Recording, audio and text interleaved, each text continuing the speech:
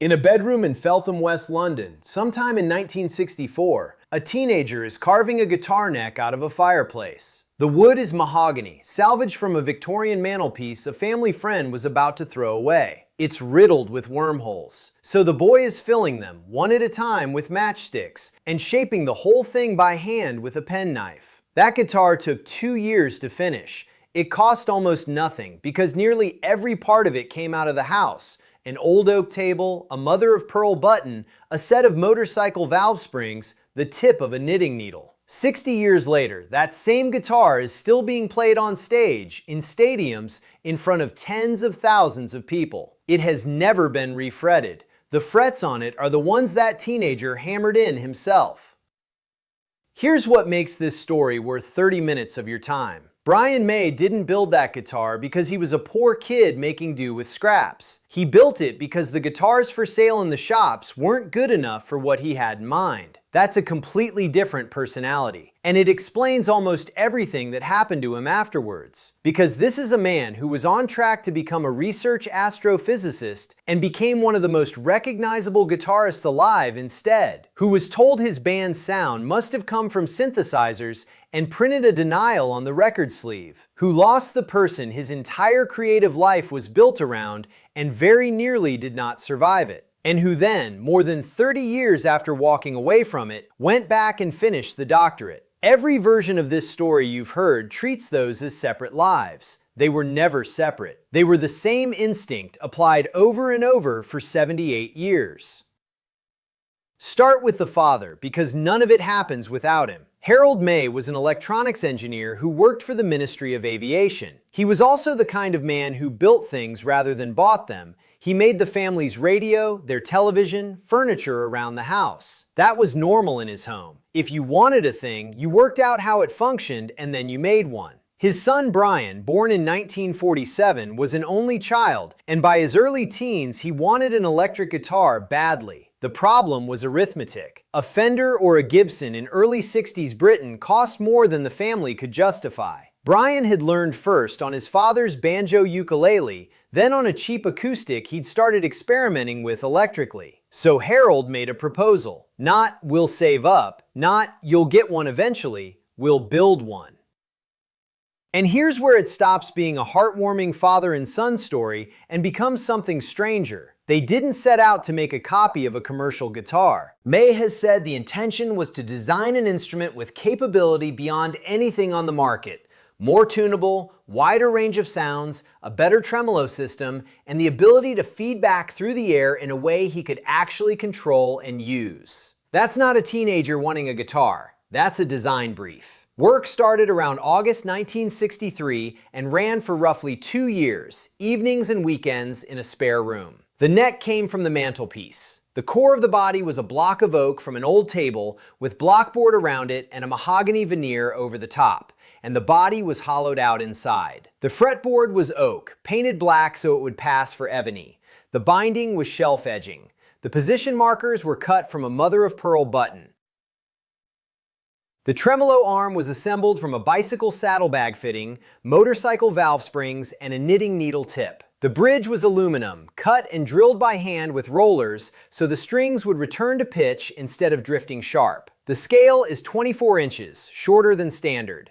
There's a 0 fret behind the nut, so an open string sounds the same as a fretted one. And the electronics were the part nobody else was doing. 3 pickups, each with its own on and off switch, and each with its own phase reversal switch. That last detail matters more than any of the others. Flipping a pickup out of phase gives you a thin, nasal, harmonically strange tone that most guitars of that era simply could not produce. It became one of the fingerprints of Queen records, and it exists because a 16-year-old and his dad wired the switching themselves. The finish came out a deep reddish brown. Eventually, people started calling it the Red Special. He also calls it the Fireplace and the Old Lady. It was finished around 1965, and then it sat there, because Brian May had built the instrument years before he had anywhere worth playing it, and by the time he did, something else was competing for his life. Not another band, the solar system. By 1968, he was at Imperial College, London, studying physics. He came out with a degree and then went straight into a doctorate. His subject was zodiacal dust. If you've ever been somewhere genuinely dark before sunrise and seen a faint triangular glow leaning up from the horizon, that's zodiacal light. Sunlight scattering off a disk of fine dust spread through the inner solar system, thrown off by comets and asteroid collisions. Almost everyone has looked straight past it. Very few people have studied it. May started that research in 1970. He was measuring the motion of the dust, how it's actually moving, whether it orbits the sun the same direction the planets do. To pay his way, he taught mathematics at a comprehensive school in South London. So picture the two calendars running side by side. Observational astronomy and a teaching job on one, and on the other, a band. In October 1968, he'd pinned a card to the college notice board looking for a drummer, a Ginger Baker type, he specified. A young dental student called Roger Taylor turned up. May watched him tune a snare and hired him basically on the spot. With Tim Staffel singing and playing bass, they became Smile. Smile were not a failure exactly. Their first gig in October 1968 was supporting Pink Floyd at Imperial. Early the following year, they were on a bill at the Royal Albert Hall. They got signed to Mercury Records, got into Trident Studios, and cut a handful of songs. 6 of them, including one called Doin' All Right that Queen would later re-record on their debut, and another that eventually mutated into Brighton Rock. And then nothing happened. May's own summary years later was blunt. Plenty of gigs, colleges, and pubs up and down the country, and they never got anywhere. Understand what that actually felt like from inside. He was rehearsing and gigging at night, teaching maths to teenagers by day, and trying to hold together original observational research in the gaps. Astronomy is not a subject you can do casually. It runs on telescope time, on data you have to physically go and collect, on analysis that doesn't care whether you were in a van until 4 in the morning. Every single one of those 3 things was a full commitment. He was giving all 3 about a third of himself. In 1970, Tim Staffel had enough. He left to join a new band called Humpy Bong that had an ex-Bee Gee in it, and the label lost interest in Smile immediately. May said afterwards that Staffel gave up in disgust and was entirely within his rights to. So here is Brian May, 22 years old. His band has just collapsed. He is one component of a doctorate in a genuinely obscure and difficult field. He has a teaching job. He has a degree from Imperial. There is a completely obvious decision available to him. Every sensible person in his life could see it. He and Roger sat around wondering whether to pack it in. And then a friend who'd been standing in their audiences told them, essentially, that they were thinking about this all wrong. His name at that point was Farouk Bulsara. He'd been at Ealing Art College with Tim Staffel, which is how he'd found Smile in the first place. And he had become a serious fan, the kind who turns up and has opinions. He didn't approach them with humility. He told them not to give up, that he wanted to sing and that they should be aiming at something far bigger and stranger than they'd been attempting. He also thought the name Smile was too small. He wanted Queen. He changed his own surname to Mercury. The bass position took a year to solve. Mike Gross, then Barry Mitchell, then Doug Bogie. Nobody stuck. Then in February 1971, a quiet electronics student named John Deacon auditioned, and the lineup locked into place and did not change again for 20 years. Even then, nothing was quick. It took until 1973 for the first album to arrive, and it did not sell. The second, in 1974, did better and still didn't break them. British critics were sniffy from the start. The band were widely read as pretentious, overproduced, and slightly ridiculous, which is a fairly reliable early review for anyone doing something that doesn't fit an existing shelf. The turn came late in 1974 with Sheer Heart Attack and a single called Killer Queen, a piece of writing so precise and so odd that it forced people to take the band seriously. Now, the version of this you usually get is the personality contrast. Freddie theatrical, Brian cerebral, Roger loud, John silent. All broadly true, and all slightly beside the point.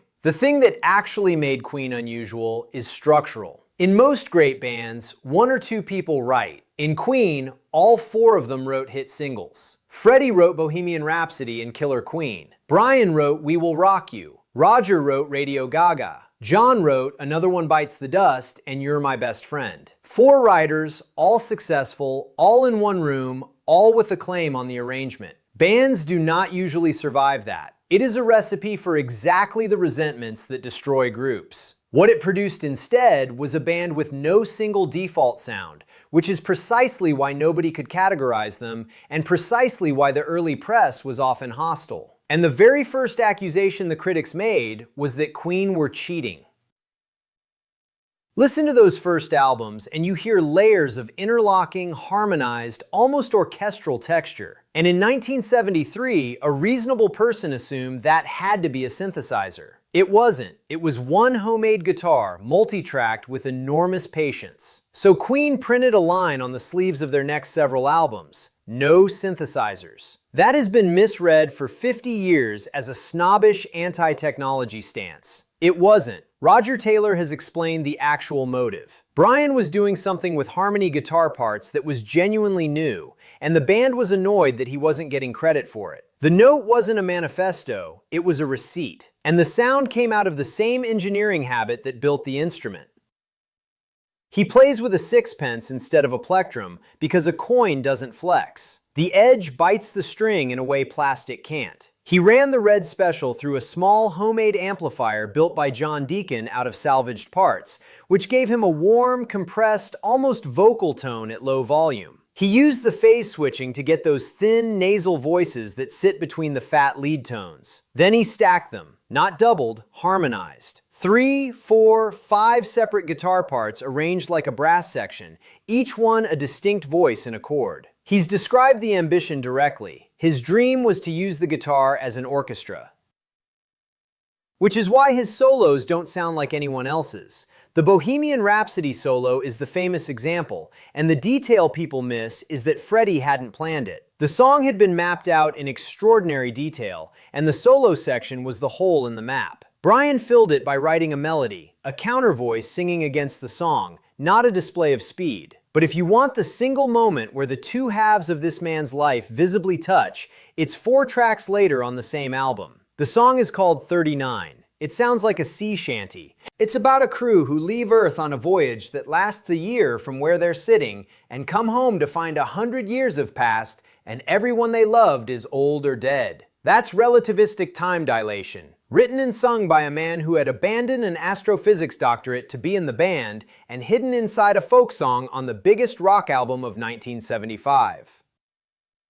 He did the same thing with an entirely different problem 2 years later. Brian wanted a song an audience could take part in when most of them can't play or sing. So he stripped it to what a crowd already owns: 2 feet and 2 hands. Stomp, stomp, clap. Then he recorded it with multiple takes and staggered delays, so a handful of people in a room sounded like an army. That's We Will Rock You. It isn't really a composition, it's a solution. And within a few years, that engineering was going to be tested at a scale nobody in that studio could have imagined. The cost had already shown up once, early, and been ignored. In 1974, on Queen's first proper American tour, May collapsed with hepatitis and then a duodenal ulcer. He was seriously ill, had to come off the road, and had to lie there while the band's momentum carried on without him. That same year, he formally abandoned the doctorate. Then the ascent got very steep very fast. A Night at the Opera in 1975. Bohemian Rhapsody at #1 in Britain for 9 weeks. A 6-minute single with an operatic section in the middle, which every professional in the industry said would not work. News of the World in 1977, opening with We Will Rock You straight into We Are the Champions, which turned Queen from a band with hits into a permanent fixture of every stadium on Earth. Then South America, where they played to crowds that barely fit inside a stadium's capacity, and became one of the first rock bands to prove that continent could be toured at that scale at all. Then Wembley, repeatedly, in front of 70-odd thousand people a night. And then, the 13th of July, 1985, Live Aid.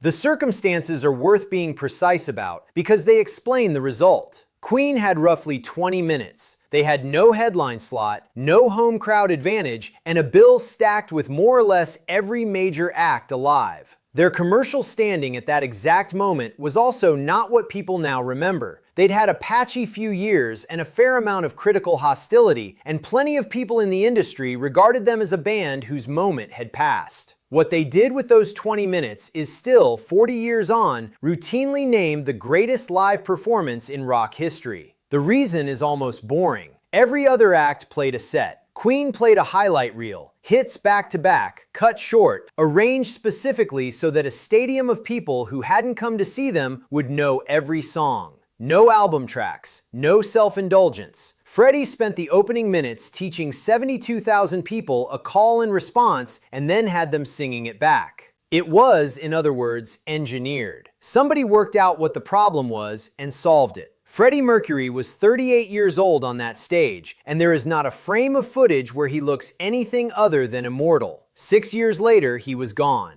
Take this part slowly because everybody rushes it. Through the late 80s, the rumors were constant and Freddie said nothing. The band kept working. The Miracle in 1989. Innuendo in 1991, with a voice on it that anyone listening closely could tell was under strain, singing material of extraordinary ambition anyway. On the 23rd of November 1991, Freddie Mercury released a public statement confirming he had AIDS. He died the following day of bronchial pneumonia resulting from the illness. He was 45. Brian May has described the reaction inside the band in the plainest possible terms. They were completely blown out of the water, that they sat there in disbelief, and that they did not get over it for a very long time. And for him, it did not arrive alone. His father Harold, the man who had built the guitar with him, was dying of cancer at almost exactly the same period and did not survive it.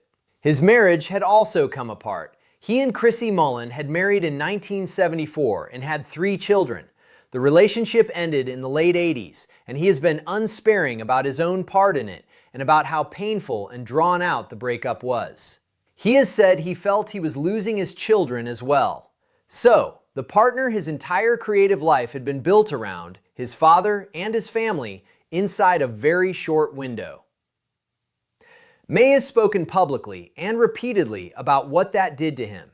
He was in severe clinical depression. He has said he felt life was over and that there were times he came genuinely close to not going on at all. He has talked about it deliberately and in public in the hope it's useful to somebody else in the same place, which is the only reason it belongs in this video. What he says pulled him through was 2 things. The first was therapy, which he has been open about doing and is never described as a quick fix. He said there are still mornings that are hard. The second was that music was the one thing left he could hold on to. He described it as grappling around in the dark and using the work as a kind of therapy. And there's a detail here that reframes the whole period. The solo album he was making through those years, Back to the Light, happened partly because Freddie told him to make it. Freddie's argument, as Brian has recounted it, was brutally practical. I'm not going to be here much longer, and you should be getting on with it. May has called that a very Freddie way to handle it. Generous, unsentimental, and brave. Back to the Light came out in September 1992, 10 months after Freddie died. May has said you can hear him on it in a very raw state. The record begins while they were starting to lose Freddie, loses him in the middle, and ends with a man beginning to adjust. In April 1992, he and Roger Taylor and John Deacon stood on the Wembley stage for the Freddie Mercury tribute concert in front of 72,000 people and had to do it in public. Then there was one last piece of Queen to finish. In his final months, Freddie had gone on recording vocals for as long as he physically could, telling the others to write whatever they liked and he'd sing it. The band spent years afterwards building music underneath those tracks and released them in 1995 as Made in Heaven, an album made by 3 men arranging songs around the voice of a man who was no longer there to be asked anything. Queen were inducted into the Rock and Roll Hall of Fame in 2001. He'd got through it. He had absolutely no idea what he was supposed to be now. And this is where the story should end. Surviving member of legendary band goes solo, tours the catalog, curates the legacy, gives interviews about the old days. That is what happens to almost everyone in his position. It's a perfectly honorable ending, and it is not remotely what happened. There was one moment in between that told you he hadn't gone quiet, though.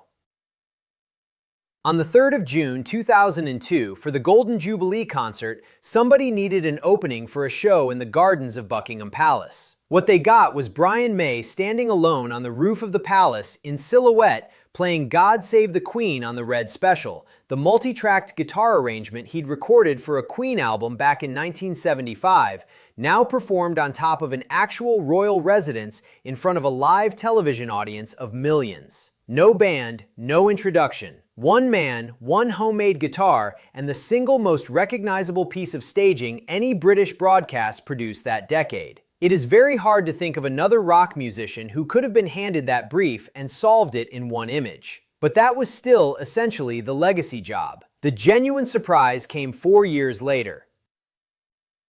Because in 2006, Brian May was doing press for a book he'd co-written called Bang, The Complete History of the Universe, and he kept mentioning, more or less offhand, that he'd always wanted to finish the doctorate. Somebody was reading. Michael Rowan Robinson, then head of the astrophysics group at Imperial College, saw those interviews. He looked up the papers May had published as a student in the early 70s, on the motion of the dust responsible for zodiacal light, and concluded there was a genuine basis for a thesis there. He also realized he was the only member of staff at Imperial who had ever worked on zodiacal dust himself, which meant if this was going to happen, he'd have to supervise it. He emailed him. May said yes immediately and reported that he was already typing up what he'd finished in 1974. The original printouts had been sitting in the loft of his house in Surrey for over 3 decades.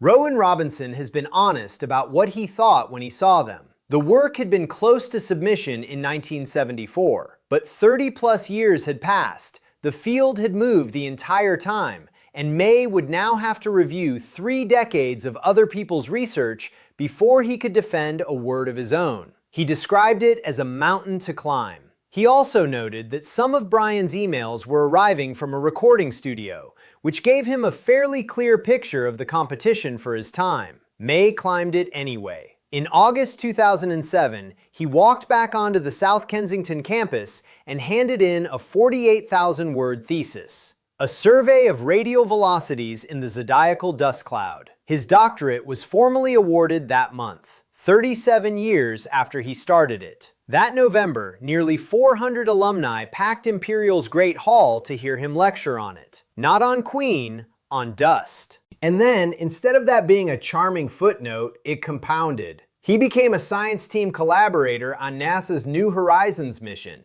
And when the probe reached Pluto in 2015, he worked on producing the first high-quality stereoscopic images of it, using the Victorian 3D photography techniques he'd spent years collecting and reviving through his own publishing house. He later applied the same stereo imaging to help assess landing sites on the asteroid Bennu for the OSIRIS-REx sample return mission. He co-founded Asteroid Day. He served as Chancellor of Liverpool John Moores University from 2008 to 2013. There is an asteroid named after him. Meanwhile, Queen didn't stay buried either. He and Roger Taylor toured with Paul Rogers through the late 2000s, and then from around 2011 began working with Adam Lambert. That partnership gets argued about, and the argument usually misses what they actually claim for it. It has never been presented as a replacement or an impersonation. Lambert says so himself constantly. It's a different singer performing the songs, with 2 of the men who wrote them standing there, which is the only honest thing you can do with a catalog like that once the voice that made it is gone. He was appointed a CBE in 2005. In the 2023 New Year honors, he was knighted, and King Charles performed the ceremony in March that year. May's response to it was characteristic. He said he regarded it less as a reward than as a commission to keep fighting for things that can't speak for themselves, which for him mostly means animals. He founded the Save Me Trust in 2009 to campaign for British wildlife. He has said outright that he'd rather be remembered for that work than for the music or the science. The body has started sending letters. In May 2020, he had a heart attack. In September 2024, he had what he described as a minor stroke, and for a period he had no control of his left arm. Sit with which arm that is. For a guitarist, the left hand is the one that does the actual work on the fretboard, the vibrato, the wide singing bends that make his playing recognizable in about 2 seconds. He got it back. He posted a video to say he was fine and explicitly asked people not to send sympathy because it would clutter his inbox. He's since said the stroke was a wake-up call, that he swims and cycles most weeks, that his doctors tell him he's doing the right things, and that for now, he's still here. He's still playing the fireplace. That's the thing to hold on to. The guitar built in a spare room out of a table and a mantelpiece and a button and a knitting needle by a boy who decided the commercially available answer wasn't good enough. That instrument has now been in front of more people than almost any other object in the history of popular music. It has never been refretted. The frets are the ones he put in with his own hands before he'd played a single professional gig. And that decision is the whole man, repeated at every scale. He couldn't buy the right guitar, so he designed a better one. Critics said the sound had to be a machine, so he proved a guitar could be an orchestra. He wanted a crowd to join in, so he built a song out of feet and hands. He was told, as everyone is, that you get one life and you have to pick a lane, and he took 37 years and refused the premise. The one time the choice was genuinely forced on him, it nearly destroyed him. Freddie Mercury dying was not a design problem. There was no clever workaround, no salvage material, no elegant solution. It was the only thing in his life he could not build his way out of, and he has never pretended otherwise. He has said he doesn't get through a single day without thinking about him. So the unbelievable part of Brian May's story was never the guitar, or the doctorate, or the asteroid, or the knighthood. It's that a man who lost the person his entire life's work was built around went back decades later and finished the sentence he'd left hanging in 1974. Most people spend their lives deciding what to give up. He just kept refusing to.